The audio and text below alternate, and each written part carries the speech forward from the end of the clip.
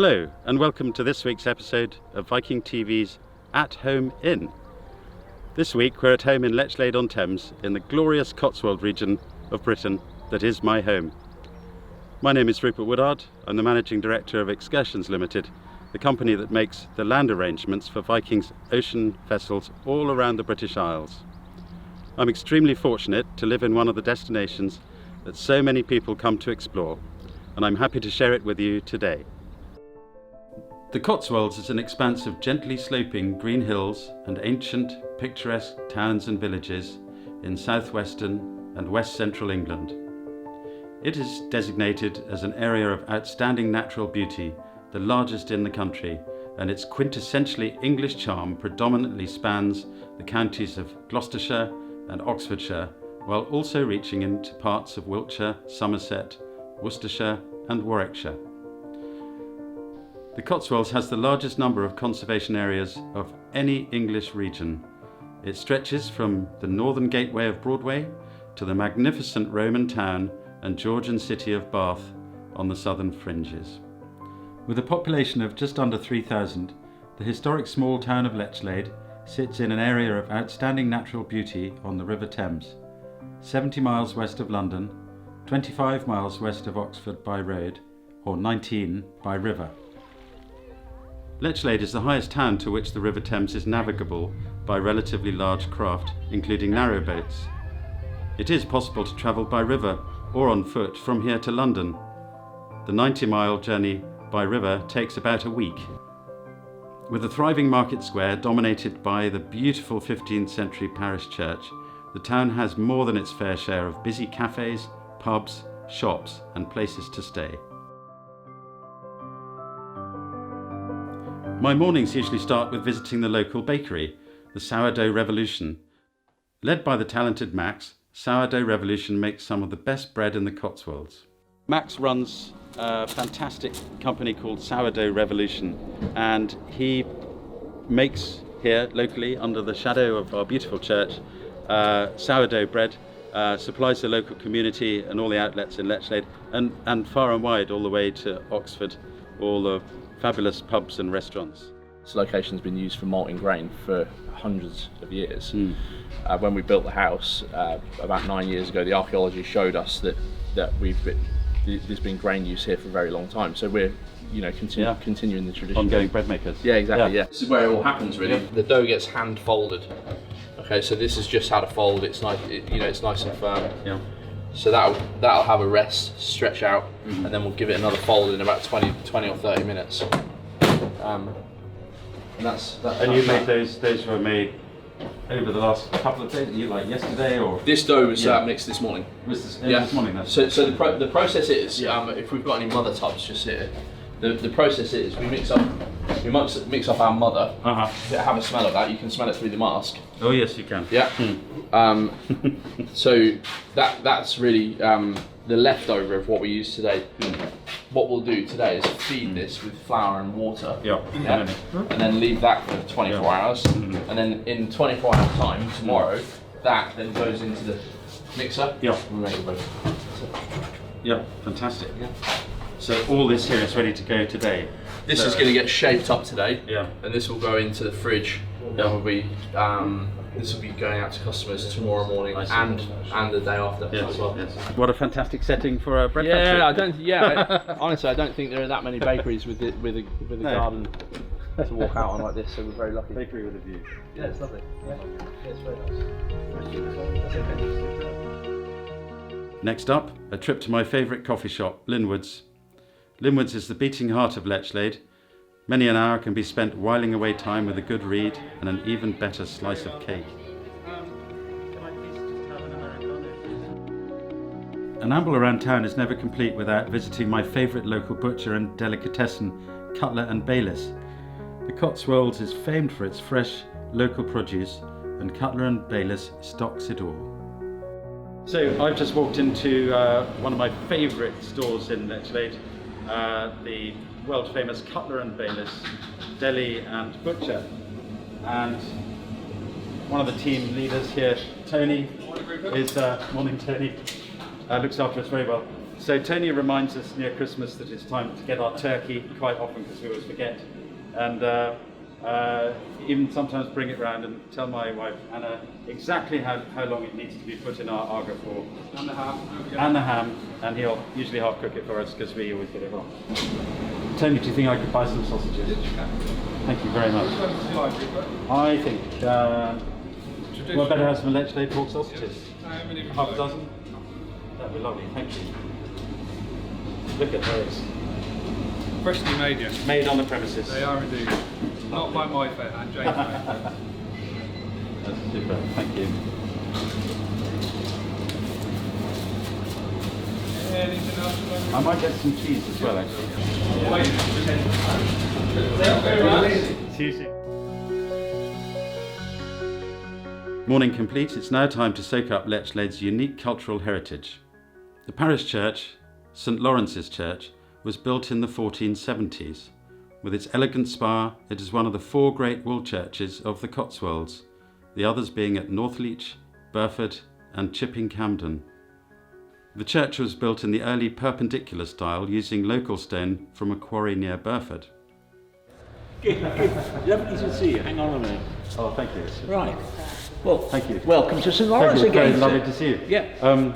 So the church is all set up for the COVID-19, so you're opening for services a couple of times? Yeah, we're opening for services later in August, but currently we're open for 2 days a week, i.e. Monday and Thursday, Yes. from 10 a.m. until 2 p.m. Yes. Then everything is closed. You have to close down for We close down 72 for the hours. 3 days. Yes. And then before reopening on the Monday or the Thursday, we then do a sanitise. Yes. Yes. Hence why there's a one-way system. Yes. There's plenty of space for people to sit down. Then if they follow the arrows, they can come out. Yes. Well done. Nice Lots and of easy. organising. Lots of organising. Okay, yeah, A bit more than usual. Yes. I had a couple of things that I just wanted to ask because I've lived here 23 years now, and in doing a little bit of research for this programme, there are a couple of things that I picked up on that I hadn't really appreciated before. And one of them is the vestry door. Yes. And I think there's a pomegranate. There is, carving on it. absolutely. Are we able to see that? do you Yes, think? let's go in the proper go way. this way. Yeah. Drop the Special barrier. occasion. Thank you. And we'll climb over. Lovely. So here we're coming up into the chancel. Beautiful Victorian tiles, laid circa Isn't that lovely? 1860, 1870. And the organ is behind the screen on the left-hand side. Then we're coming up into the top end of the chancel, and here we've got the vestry door. Uh-huh. Now here you'll see, looking over, the carvings, and here we have the pomegranates. Oh, yes. Yes. And so they're Catherine of Aragon's emblem, aren't they? Absolutely. Yeah. Because I think you'll find, if you look into a bit of history of the area, she was involved with what was the priory Yes. down by St John's Bridge. Yeah, really? Yeah. Ah. That one, in fact, was the external door hundreds of years ago. They built the vestry, I think probably 100 years after they built the church. As an add-on. Absolutely. Yeah. But as you can see, lovely views, all in fairly good condition. I say fairly good condition. This is fantastic. But after condition, 600 considering years. the age. And look Yeah. at the lovely, those carved heads Yes, that hold up absolutely. the great it's- woodwork. And again, of course, you've got absolutely magnificent stained glass windows. Yeah, beautiful.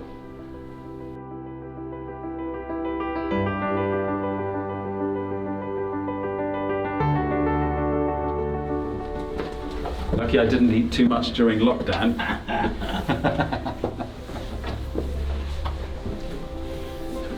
Okay. So, where Richard's arranged, Church Warden arranged special access inside the tower, which is very unusual. As you see, it's quite a narrow little stairwell, and all the 23 years I've lived in Lechlade, I've never actually been up here, so thank you very much. No problem. And we're actually standing by the clock now, aren't we? The mechanism for the clock. I shall open the door for you. Yes, thank you very much. Okay.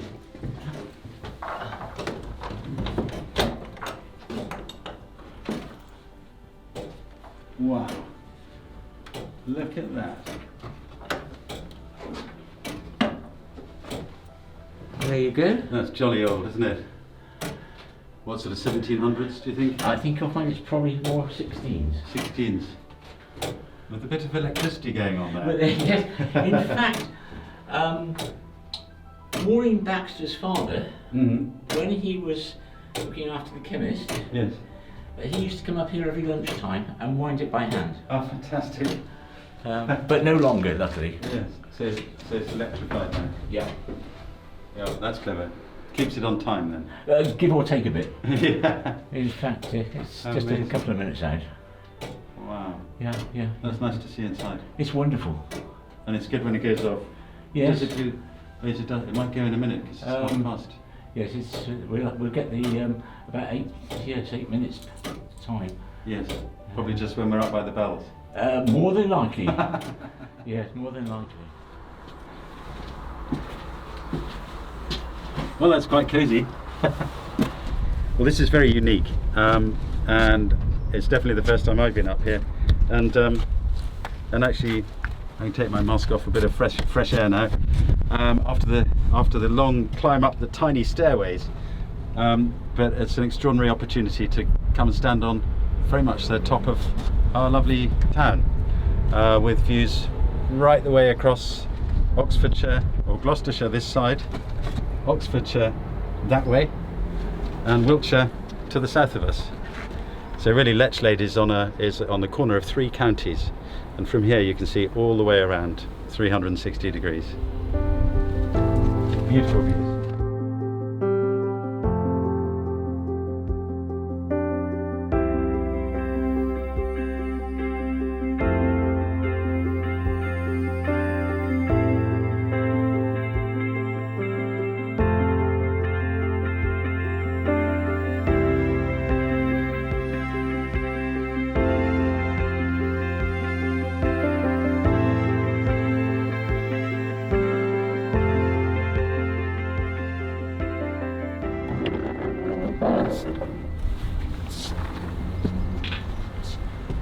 Wow.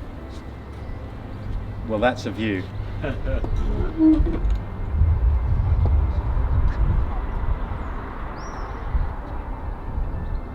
that lovely? And look at the lovely river. Nice long boat. What a spectacular place. Makes it all worthwhile, doesn't it? We go overseas for our holidays, Yeah, and people right come here, Yes. and we look at this on a beautiful summer's day. Yeah. The swans are down there by the bridge. Isn't that lovely? Absolutely superb. Couldn't be better. No. Very lovely. Really glorious. It's like Well, being in a postcard, isn't it? It is, isn't it? Yeah, yes. Outside, the history of St Lawrence's churchyard is just as significant. The poet, Percy Bysshe Shelley, composed a summer evening churchyard here, which includes the lines, "Clothing in hues of heaven, thy dim and distant spire, around whose lessening and invisible height gather among the stars the clouds of night." This is where our poet, Shelley, came to write his poem, A Summer Evening Churchyard. And if you look around, you can fully understand why he might have been absorbed into this very evocative place, with gravestones dating back to the early 1600s, these 200-year-old beautiful yew trees, and the beech trees towering above them. And this is the path that we used to take our children down to go to the local primary school, which is just over behind the trees here, where they did their primary education for many years. So this is very much part of our life, and a very serene and pleasant place. So we're now at the glorious Trout Inn, which is one of my favourite pubs on the river. It borders onto the bridge at St John's. This is a very old crossing of the River Thames, one of the oldest crossings. And this building dates back hundreds of years. And on the right you can see the original lockkeeper's house as well. It's closed at the moment, but Penny the owner, has said we can come and have a quick look in, because it's a very atmospheric, lovely pub, and I wanted to show it to you.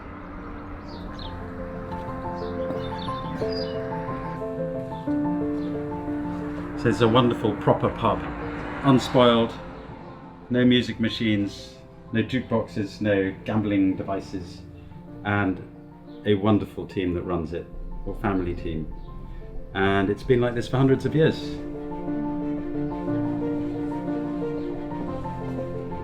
Perfect place to come and spend a lovely evening with your friends and just enjoy the Cotswolds in the way it always used to be.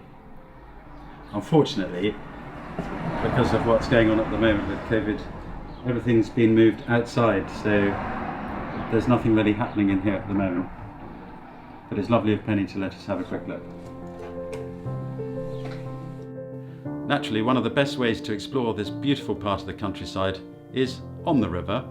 So today I'm taking you for a small river cruise on my rather super old boat. What better way to see Lechlade than from the river, which obviously runs from here all the way to London, and we're at the highest part of the River Thames. This is our old boat. It's seen a bit of action. It's 60 years old, but it gets us around, and hopefully will take us quite a long way downriver, and we can look at some of the highlights on the way.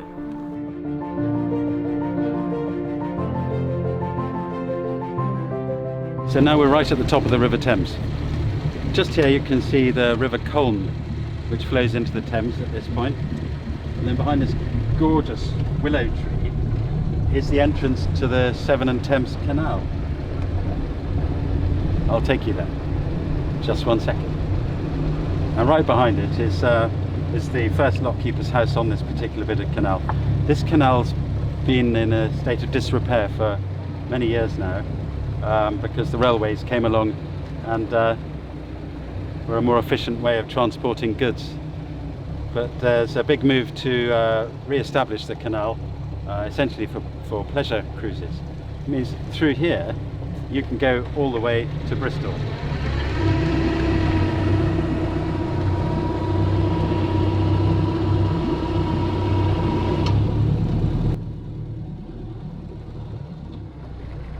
So that is the first lock on the Severn and Thames Canal.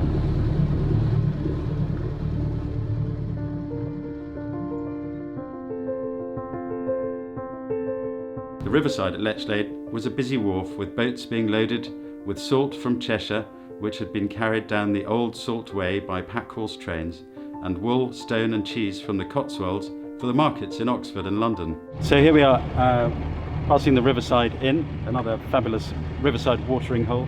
But actually of interest, this was the original inland port of Lechlade. So these are all the old wharves where they would bring their wool and cheese, and it was apparently an absolutely thriving place in the 1800s, 1800s. And we're just going to pass under our Halfpenny Bridge. On our right hand side the land is in Wiltshire, and on the left hand side the land is in Gloucestershire, soon to be Oxfordshire.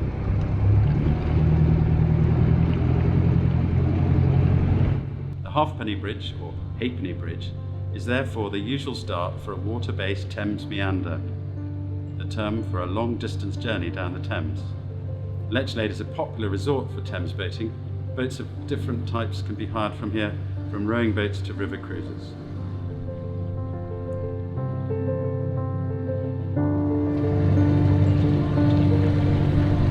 All the way up and down the river you'll see these fabulous canal boats, long boats, and used for pleasure now, but again originally they were used for transporting goods up and down the river. Now they're simply pleasure boats and people's homes on the water. During the war, the Thames was used as a backstop fortification in case of a successful invasion. And all the way up and down the river are these, they call them pillboxes, little machine gun posts, dotted up and down the whole length of the river. They're all in pretty much the same condition as they were when they were made in late 1930s, early 1940s.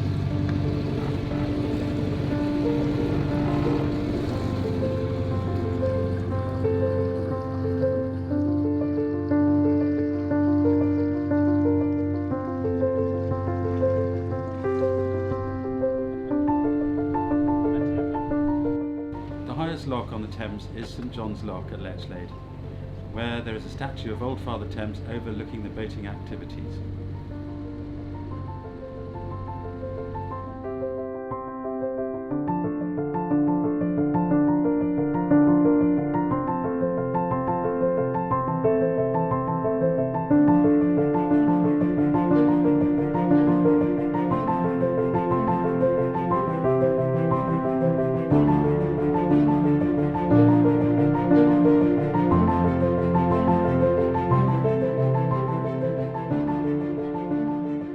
I've been very fortunate in my life to have travelled all around the globe on ships in the Navy and on cruise liners, and I've lived in a lot of different parts of the British Isles, but I have to say that I count myself as very fortunate to live here with my lovely family. We've had many days spent on this river just out enjoying ourselves, and you can see why it's a popular holiday destination. We live in a postcard. Aren't we lucky? After all this work, I think it's time for another tea. Just a short walk from the lock, Buscott Tea Rooms is England at its most quintessential, offering delicious homemade cakes, biscuits, tea, coffee, complete with a cosy garden and a proper welcome. So we're now in the beautiful village of Buscott, which is an estate-owned village. So everyone who lives here is renting their homes from the big estate. It's got a wonderful atmosphere, it's very traditional, and the best place to come for a cream tea anywhere in the world. Buscott Village Shop. Danny's in there, we're going to see her in a minute, but you can see the lovely garden. You can come here and have your cream tea any afternoon you like, and we're literally 500 yards from the river, so the boat's still sitting down there. But we'll go and get some scones now and enjoy them in the sun.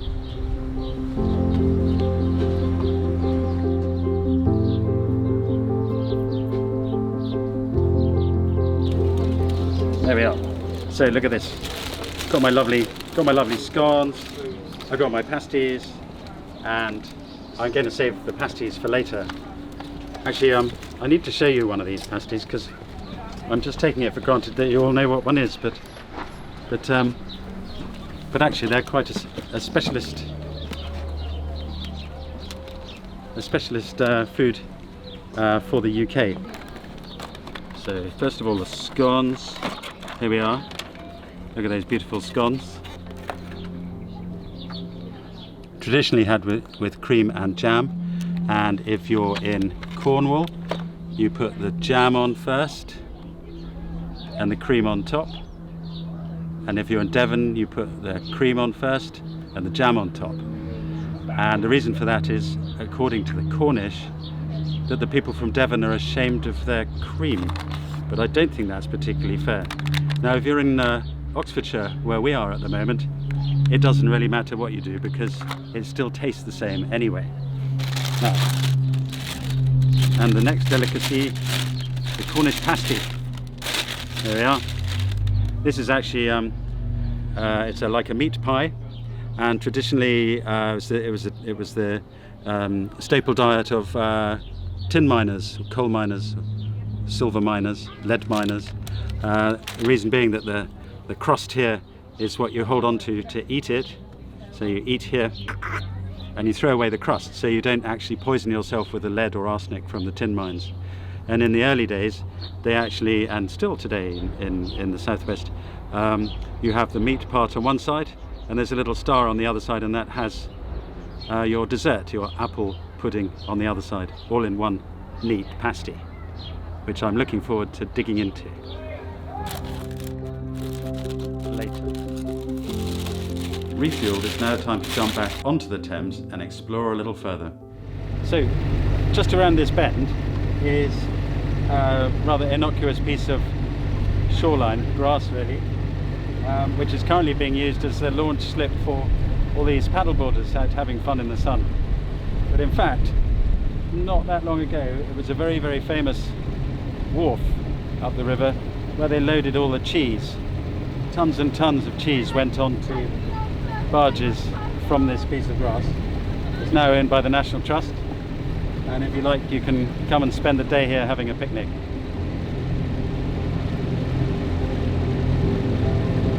Here it is.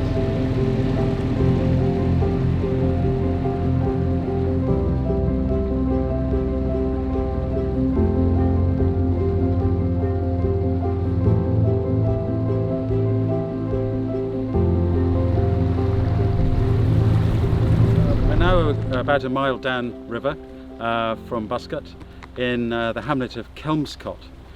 I brought you to Kelmscott because it's a jewel in the crown on the River Thames in this area. Kelmscott is most well known for a particularly important house that's here that belonged to William Morris. William Morris, as you may well know, was a very highly regarded designer and socialite in the late 19th century. His wallpaper and pattern print can be seen in stately homes all over the world, and in fact I have a very capable assistant that has made me a new face mask out of William Morris print. Now the interesting thing about this, just while I'm showing it to you, is that it ties in with the foliage in this area. So this one's actually based on willow leaves, and they're all around us here. And actually in the background, as we carry on into Kelmscott, you'll start to recognise this is where William Morris took his inspiration. He lived here for 25 years.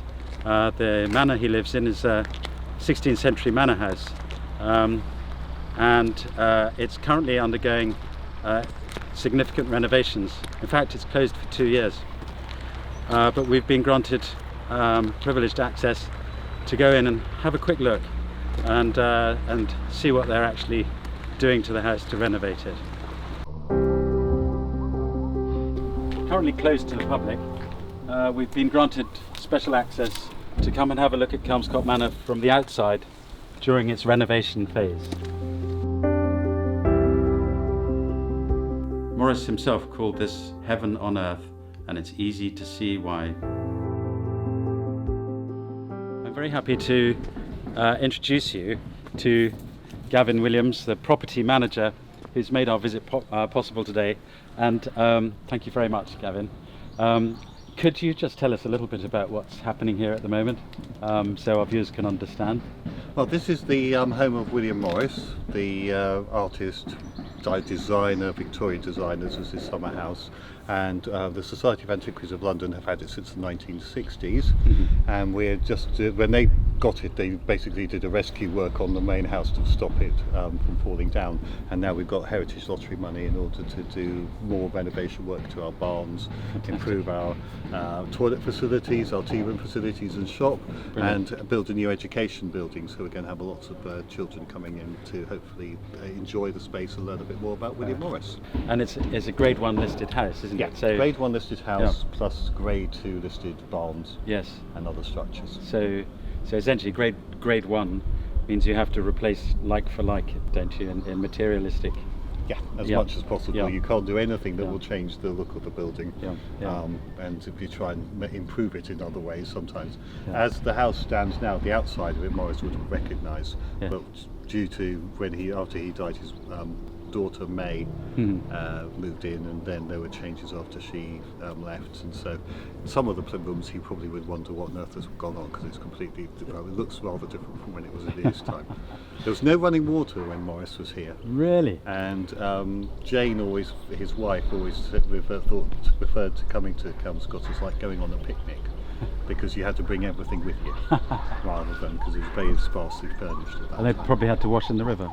Yeah, probably did. Yeah. I mean, Morris loved the river. He used to do lots of fishing down there. Yes. So he did a lot of, he used to catch fish and then come here and barbecue it and everything. So it was weekend retreat. Yes. So Gavin, now I'm sporting my William Morris print mask. Would you were just saying just now that there was quite a big replanting programme around here, because obviously everyone knows of William Morris as the one who makes these beautiful designs. Could you just talk us through the sort of process? And by the way, what is this gorgeous tree behind us? Well, this is a mulberry tree, which comes out very well every year, and we're not absolutely certain how old it is. There are some photos which it shows it so around May's time, but we're not certain if it was there before then. But yeah, when the society took over the manor, basically the lawns, all of this had been dug up, and it was just one green lawn. So we had to put quite a lot of that back, and we've gone with different plants that we know that Morris was inspired by. Yes. You're wearing willow, which is Yep. which is one of the trees we've got. We've got plenty of willow trees around here, and that's one of his most well-known ones. But the other one is his strawberry leaf design. And it was here that he saw the thrushes eating the strawberries, and then that inspired the design. We've got a lovely quote from his daughter May saying, "You can see my father going out and watching the rascally thrushes at work stealing the strawberries and telling the gardener who wants to wring their necks that no birds must be touched." So we've got all sorts of things like acanthus and vine. That's one of his temples, acanthus vines. We've got that part of it. As I say, the willow. We've got the strawberries. We've got all those sorts of things back as well. So Well done. trying to make the gardens back as much as possible to Yes. what we know from photos and designs. Well, I must say, just by looking around, you can, all the prints come to mind. Yeah. So I think you've captured it very carefully. Yeah, we're trying to get the outside to match what is inside with all the collection, with all the different designs, so people can see something in there. And then they come out and go, "Oh yes, that's part of that inspiration." Lovely. And in due course, when the renovations are complete, we're going to come back and see Gavin and have a look inside, hopefully. Yep. Although we have a little bit of a wait, a couple of years. Well, yes, we're hoping to get everything back in by the end of 2021, so Yes. to reopen in 2022. Yeah, fantastic. Gavin, thank you very much for hosting us here today. Thank you for coming. Pleasure meeting you, and good luck with the ongoing renovations. Yeah. And we'll see you soon. Yeah. Thank you very much. Thank you. So, that concludes our whistle-stop tour of Lechlade and the surrounding areas. We're still in Kelmscott at the moment, but I'm going to leave you now and hop back on the boat to take it back upriver to Lechlade. And you've already seen that part of the journey. So it's from me a very big thank you for watching this short program, and I hope you like what you've seen, and I hope you'll come and visit the place where I live. Cheerio, goodbye, see you soon.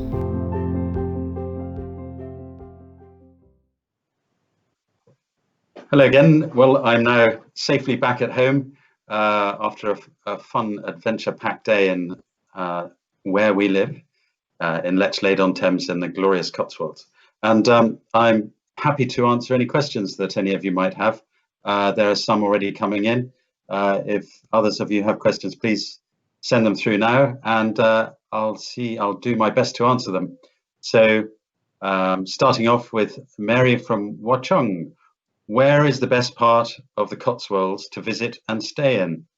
Well, obviously Lechlade-on-Thames, or you have so many choices, and it really depends what you're looking for, because we've got tiny little villages with lovely bed and breakfasts through to significant towns such as Cirencester, and Chipping Norton, I would say, is another lovely one.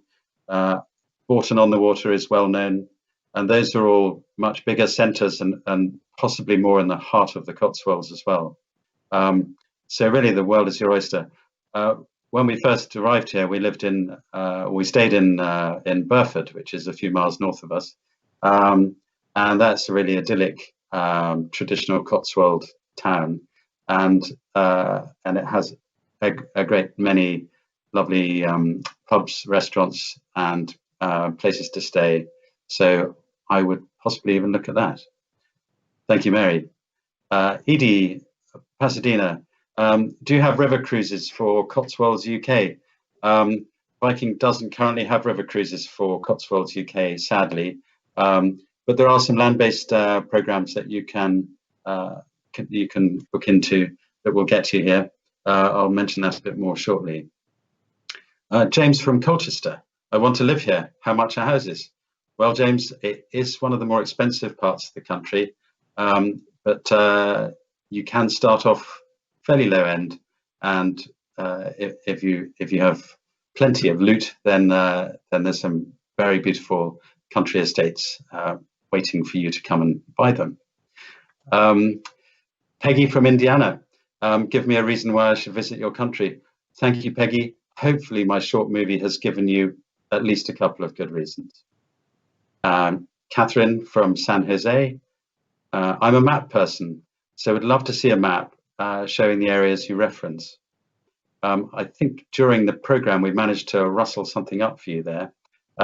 So as you can see on the right-hand map there, that's a little section of the UK that we're talking about, and Lechlade is the bottom right-hand corner, really. But you can see the expanse of the Cotswold region, really a large portion of the country. I hope that helps. So, Carol from Brockton, Massachusetts. What a lovely presentation. Thank you very much. Well, thank you, Carol. That's lovely to hear. We enjoyed making it. Betty from Moline. Does Viking have any river cruises in England? No, that's sadly not at the moment. But you never know.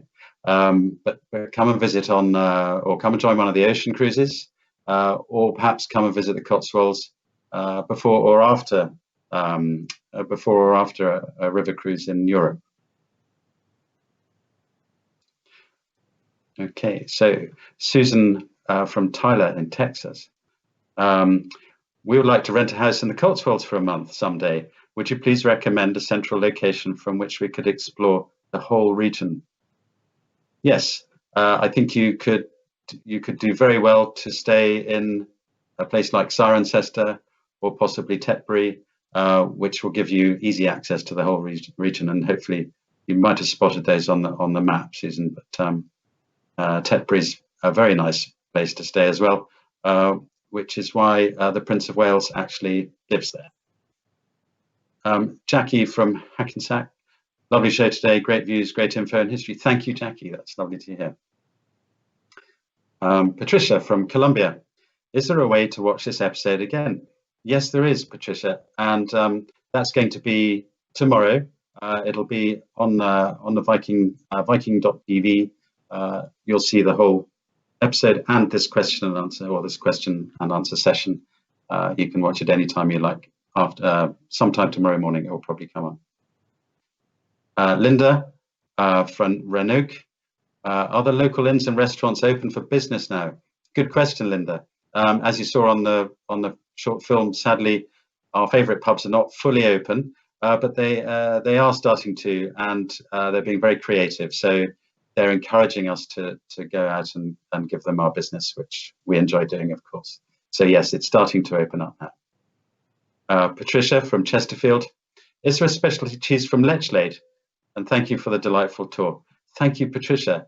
There's not a specific Lechlade cheese, but there's a very nice cheese made in Gloucester, the single Gloucester or double Gloucester, which actually I bought while I was in the shop. It just wasn't on the film. And there's also a very nice Oxford, if you like, blue cheese, Oxford Blue. And that's from near here. There are a lot of local cheeses, so I'm probably not doing them justice, but it's a good place to come and find cheese. Debbie from Pensacola. Are you able to rent boats for weekly journeys? Yes, you are, Debbie. And you can even rent proper lovely canal boats from around Oxford as well. So have a look online. You'll find that quite easily. And I hope you make it up here one day. Thank you. Mary from Skokie. Many pictures of the Cotswolds have half-timbered houses. I didn't see any in this tour. Is this a misrepresentation? Thank you, Marie. It's very true. And actually, the houses that you saw in the high street of Lechlade and from the church roof, you know, the view of the town, behind the front of those buildings, and actually even in the coffee shop I went into, there are the timbers. They've just been faced or covered over the years for preservation reasons. But any of the buildings that have a sort of sticking out upper half, they're half-timbered houses. So you're right, but in a busy town, they've been preserved over the years. Okay. Nancy from the Villages. What do you think makes the Cotswolds different than the rest of England? Thank you, Nancy. It's just a broad expanse of beautiful countryside, and it's very well preserved. And so much of England is fantastic and gorgeous, but the stone, I think, makes the Cotswolds specifically different, because it's a very beautiful honey-coloured stone, and you can walk and follow the river for as long as you like to. So there's a lot of space here. Joseph from Jupiter. Do Viking cruises feature visits to your town and area? Thanks for asking, Joseph. Yes, they do. Pre and post cruise land programs are visiting this area. The ocean cruise to book would be the British Isles Explorer, and before or after, you can go on a very, very well put together pre or post cruise program that goes to the great houses and gardens with a gin theme. So it's called Great Homes, Gardens and Gin. And I think actually after this, there's going to be a little bit of footage of that, just to give you a taste for it. Joyce from Des Moines. If we wanted to explore the Cotswolds during our next visit to England, how many days would you suggest we allow? Thanks, Joyce. I would say you can actually get a really good taste in just about 3 days. Obviously, the longer you stay, the more you can enjoy it, but it's all very accessible. Jennifer from Palm Springs. Can you tell me about a place we noticed when we visited the Cotswolds? It had Moorish buildings and have always wondered what it was. I actually saw it featured in a fashion shoot, but didn't say where it was. Jennifer, you might have caught me on the hop there, but I will see if I can find out what that might have been. Thank you. Annette from Los Angeles. How far are you from Oxford and Cambridge universities? Oxford, 20 minutes drive. Cambridge is a lot further because it's the other side of London. So if we were looking at a clock, we would be sort of 8 o'clock from London, and Cambridge is more 2 o'clock from London. So that's about a 3 hour, three and a bit hour drive, probably more than that, maybe. Brenda from California, wonderful presentation. Thank you, Brenda. What is your favorite historic house and or garden in the Cotswolds? Well, I think it has to be Kelmscott Manor. But there are a lot of choices here, and you would very much enjoy visiting Blenheim Palace, which is, you can fill a whole day there, very historic and special place. And then you'll also see on the Great Homes programme, Chavenage, very interesting, which is at Tetbury, which I mentioned earlier. And if you liked watching Poldark on TV, a lot of it was actually filmed there. So actually we have plenty of fantastic places to go to. Emily from Bloomfield. What is the geographic characteristics of the Cotswolds? Well, I would say I'm not entirely sure what answer you're looking for there, but geography-wise, we're kind of in the middle of England, and it's gently sloping, gorgeous countryside. I hope that helps. There are lots of lovely questions coming in. Art from Tucson. When we were in England a number of years ago, we took day trips out of London to many places, including to Burford. There, I mentioned that earlier. Very nice to see the area by going on this kind of tour. Yeah, well done. Thank you. Thank you, Art. Val from Dearborn. Are there more Morris sites in the Cotswolds? Actually, Val, no, they're not, but there's one in London you can visit as well, his main home there. John from Brentwood. Can you live aboard riverboats, and can they be rented there? Yes, John, you can. Oxford's a good centre for finding a place to rent a riverboat. They do have smaller boats actually right here, but they're mostly for day cruises or a couple of overnights maximum. But if you want a long boat, that would be in Oxford. Barbara from Jersey. Years ago, we hiked the back paths in the Cotswolds through farmers' fields. Are they still open to the public? Yes, Barbara. You can hike to your heart's content, and you can walk the whole length of the river from here all the way to London, and there's plenty of lovely countryside around with public footpaths everywhere, so it's gorgeous for that. Rose from Fairfax, I enjoyed the presentation. It all looks very inviting. Thank you. Well, thank you, Rose. Please come and see it. And Gloria, Sewell, New Jersey. Are the areas we toured today usually this tranquil? That's nice of you to say, Gloria. Actually, yes, they are. It was a particularly lovely day when we filmed that. So the water was much calmer and there was very little wind, but it is a very tranquil place. And that's why we love living here. Carol from Tequista, how many days would you recommend to tour the Cotswolds? Yes, as I mentioned earlier, I would say three to 5 days will give you a good visit here. Kathleen, Corvallis, Oregon. What was the cheese which was loaded by the ton at that pretty iconic picnic spot? Great program, thanks. Thank you, Kathleen. Yeah, it was local cheeses. So local sheep's cheese, cow's cheese, all made in the whole Cotswold region.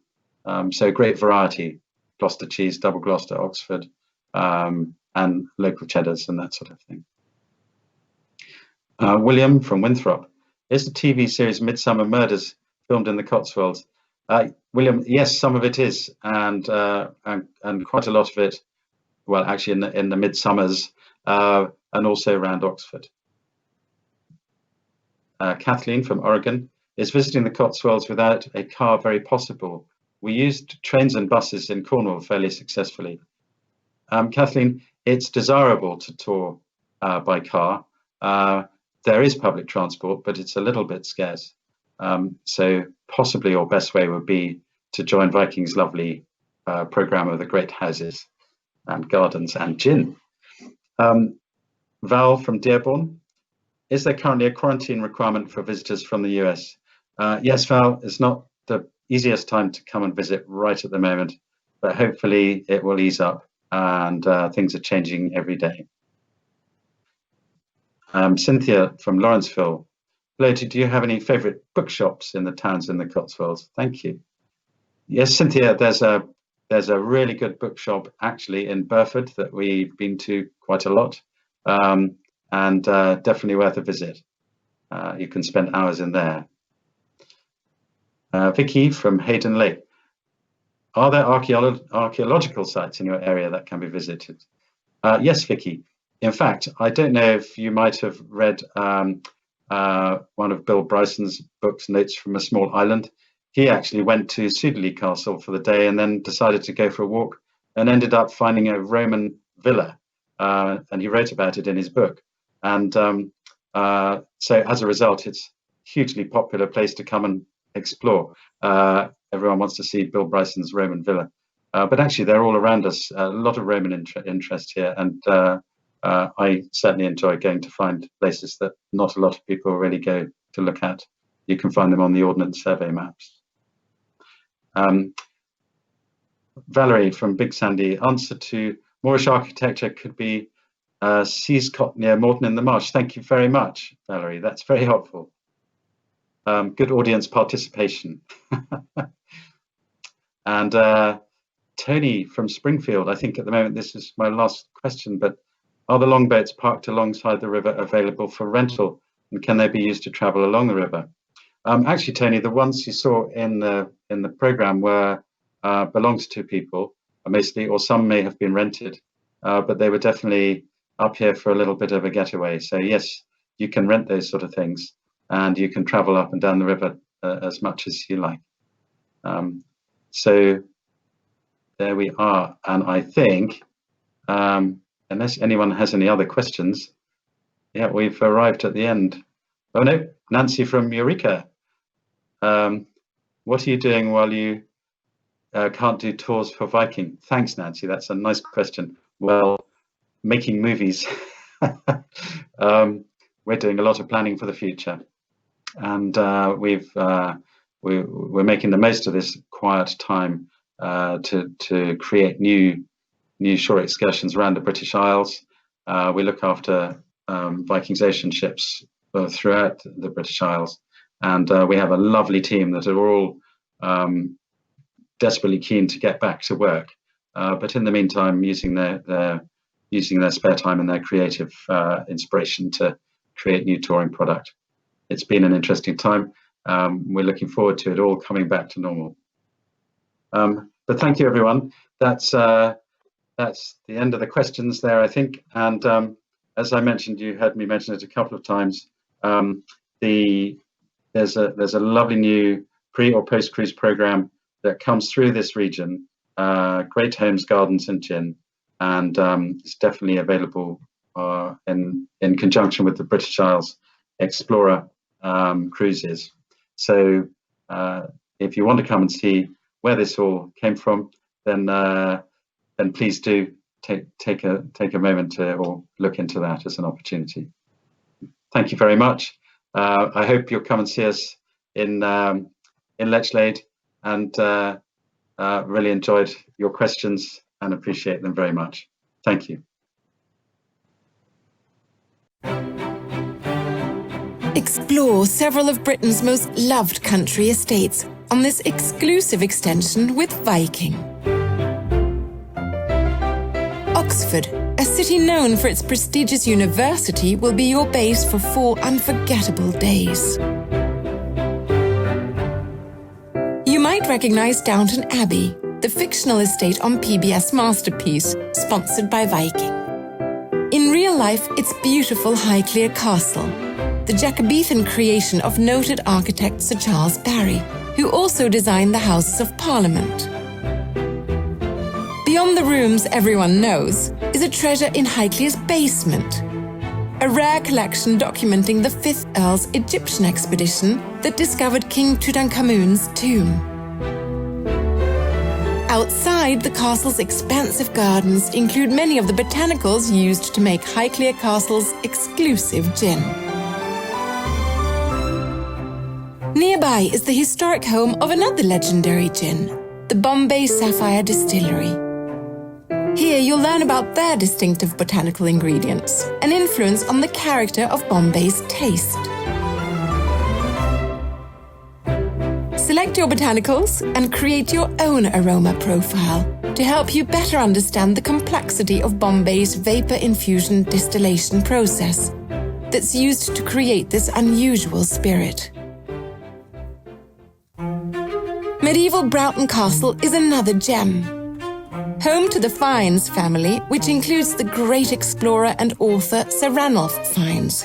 This fascinating estate was part of the PBS Masterpiece miniseries Wolf Hall. Broughton Castle also played an important role in the Oscar-winning movie Shakespeare in Love.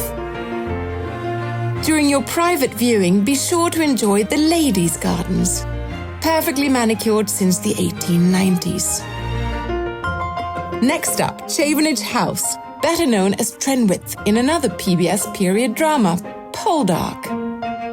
Built in 1576 in the Elizabethan style, the home has retained much of its original charm. You'll be warmly welcomed by friendly family members who'll share tales of the home's storied past. And if you're lucky, enjoy some of their delicious homemade marmalade. But as you explore, keep an eye out, because some say Chavenage is haunted.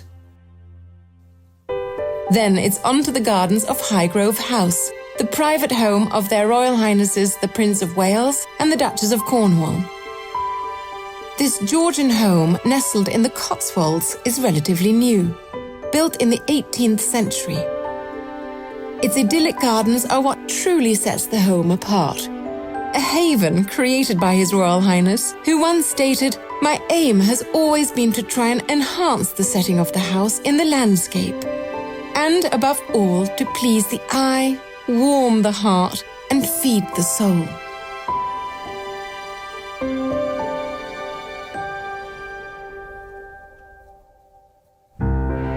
As you make your way between England's great homes and gardens on this relaxing, fully escorted adventure, you'll pass through some of Britain's most picturesque landscapes and quaint villages,